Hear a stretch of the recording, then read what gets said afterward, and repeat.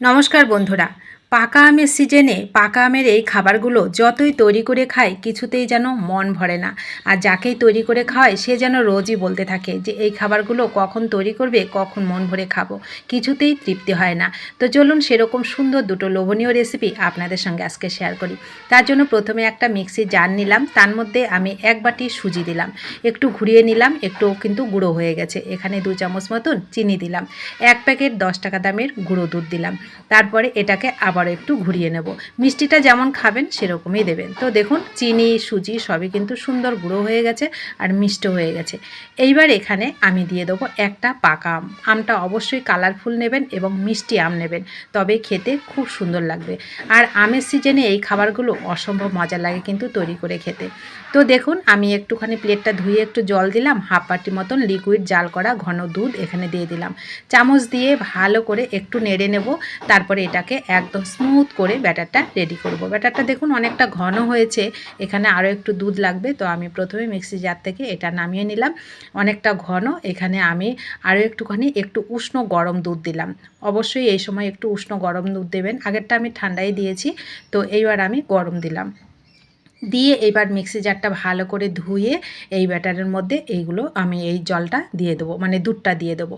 এইবার স্বাদ মতন লবণ দিলাম। যত খাবারই খাই, যত যেভাবেই খাই, লবণ না দিলে কিন্তু স্বাদটা ভালো লাগে না।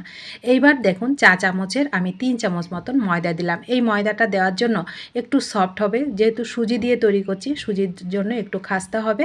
আর ময়দাটা অবশ্যই দেওয়ার চেষ্টা করবেন হাতের কাছে থাকলে, নয়তো একটু আটাও কিন্তু 2 চামচ দিয়ে দিতে পারেন। তো এইবার সুন্দর করে মিক্সড করে নেব। খাবারটা তৈরি করা খুবই সহজ, খেতে অসম্ভব মজার। বন্ধুরা যারা খেয়েছেন তারা তো জানেন এই খাবারের মজাটা কতটা লোভনীয়। আর যারা খাননি তাদেরকে অনুরোধ করব একবার তৈরি করে খেয়ে দেখবেন, অনেক মজা পাবেন, আবার রোজ কিন্তু বানিয়ে খেতে ইচ্ছা করবে। তো দেখুন ভালো করে মিক্সড করে নিয়েছি। যে ময়দাটা মিশিয়েছি সেটা যেন কোনো রকম দলাভাব না থাকে সেটা খেয়াল করবেন। তো দেখুন ব্যাটারের ঘনত্বটা কীভাবে, মানে কীরকম হয়েছে আমি একটু দেখিয়ে দিলাম, আপনারা খেয়াল করলেই বুঝতে পারবেন। তো এইবার আমি ব্যাটারটা রেডি হয়ে গেল, গ্যাসটাকে অন করে কড়াই বসিয়ে দিলাম। কড়াইটাকে আগে ভালো করে গরম করে নিয়েছি, এবার তেল দিয়ে দিলাম। তেলটাকে মিডিয়াম হিটে গরম করেছি, গ্যাসটাকে মিডিয়াম টু লোতে করে রেখে এগুলোকে মালপোয়াগুলোকে ভেজে নেব। এগুলো হবে ক্ষীর মালপোয়া, খেতে অসম্ভব মজার বন্ধুরা এই মালপোয়াগুলো। আর পাকা আম দিয়ে আপনি যেটাই তৈরি করেন সেটাই কিন্তু খুব নরম হয়, তুলতুলে হয়, খেতে অসম্ভব মজার হয়। তো প্রথমে আমি একটা ছোট দিলাম, খুন্তি দিয়ে একটু নেড়ে চেড়ে একটু টাইম নিয়ে মালপোয়াটাকে প্রথমটাকে ভেজে নিলাম। পরেরটা আর একটু বড় করে দিলাম, দিয়ে একটু খুন্তি দিয়ে উপর থেকে তেল দিয়ে দিলে খুব সুন্দর কিন্তু ফুলকো ফুলকো হয়। উপর থেকে একটু খুন্তি দিয়ে তেল ছিটিয়ে দেবেন, দেখবেন খুব সুন্দর ফুলকো ফুলকো মালপোয়া কিন্তু খুব সহজে তৈরি হয়ে যাবে। আর এগুলো যখন তৈরি করবেন বন্ধুরা, মানে যেহেতু আমি সুন্দর মানে হিমসাগর আমটা দিয়েছি, তার জন্য ঘরে কিন্তু খুব সুন্দর একটা পাকা আমের ফ্লেভার হয়, যার জন্য মনটাই ভরে যায়। তো দেখুন একে একে সব মালপোয়াগুলো আমি ভেজে নিলাম। এই মালপোয়াগুলো আপনি এভাবেই খেতে পারেন, এইভাবে খেতেও মালপোয়াগুলো কিন্তু অসম্ভব মজার লাগে। তো দেখুন একটা আম দিয়ে আমি কতগুলো মালপোয়া তৈরি করেছি। এটা যেহেতু আমি সুজি দিয়ে তৈরি করেছি, একটু হালকা খাস্তা হয়, ময়দাটা দেওয়ার জন্য একটু সফট হয়। আর তাছাড়া পাকা আমের খাবার কিন্তু খুবই সুস্বাদু হয় আর একেবারে নরম তুলতুলে হয়। তো একে একে সব মালপোয়াগুলো কিন্তু আমার রেডি হয়ে গেল। তো এইবার আমি কিছুটা আমি ক্ষীরের মধ্যে ভিজাবো। তার জন্য আমি এখানে দেখুন 500 গ্রাম দুধ, আমি গরুর দুধ নিয়েছি। এটাকে ঘন করে জাল করে আমি 200 গ্রাম করে নিয়েছি, কারণ এটা কিন্তু বেশি দুধটা লাগবে না, যার জন্য অল্প করে নিয়েছি। যত সুন্দর ক্ষীরটা ভালো হবে তত কিন্তু সুস্বাদু হবে খাবারটা খেতে।